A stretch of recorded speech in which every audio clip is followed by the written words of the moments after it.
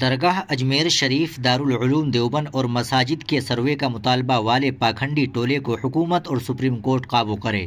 حافظ محمد لعیق خان، قائد جمعیت علماء نے کہا کہ ہندوستان دنیا کا واحد سیکولر ملک ہے جہاں پر ہندو، مسلم، سکھ، عیسائی طبقات کے لوگ گنگا جمنی تہذیب کے ساتھ زندگی بسر کرتے ہیں۔ دنیا بھر میں کئی ممالک ہیں جو مخصوص مذاہب کی شناخت کرتے ہیں، لیکن ہندوستان کو سیکولر ملک کی حیثیت سے دنیا بھر میں قدر کی نگاہ سے دیکھا جاتا ہے۔ لیکن جب سے مرکز میں فرقہ پرست حکومت اقتدار پر آئی ہے، وہ عوام کے مسائل کو حل کرنے میں ناکام ہونے کی بنا پر توجہ ہٹانے کی غرض سے مسلم اقلیت کے ساتھ ساتھ مسلمانوں کی عبادت گاہوں کو نشانہ بنا رہی ہے۔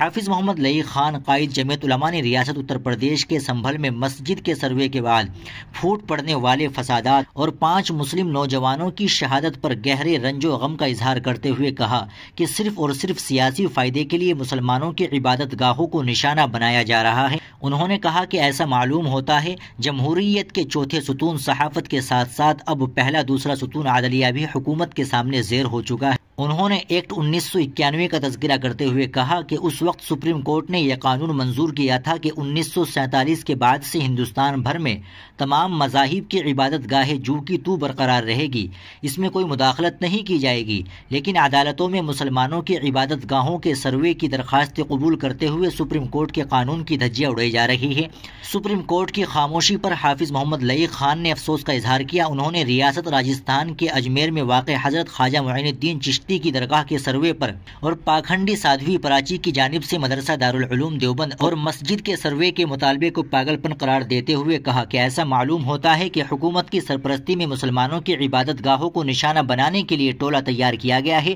یہ پاکھنڈی ٹولہ ملک کی کسی بھی مقام پر عدالت سے رجوع ہوتے ہوئے مسلمانوں کی عبادت گاہوں کے سروے کا مطالبہ کرتے ہوئے رٹ درخواست داخل کر رہے ہیں اور عدالتیں قبول کر رہی ہے، جو صدمے کا باعث ہے۔ انہوں نے حکومت ہند سے پرزور مطالبہ کیا کہ مسلمانوں کی عبادت گاہوں کو نشانہ بنانے کی بدترین سیاسی چال سے باز آ جائے اور پاکھنڈی ٹولے کو قابو میں کرے، تاکہ ملک کے عوام جو پہلے ہی معاشی بحران، فاقہ کشی، بے روزگاری کے بحران سے دوچار ہے، انہیں مزید پریشان نہ کرتے ہوئے ترقی، خوشحالی،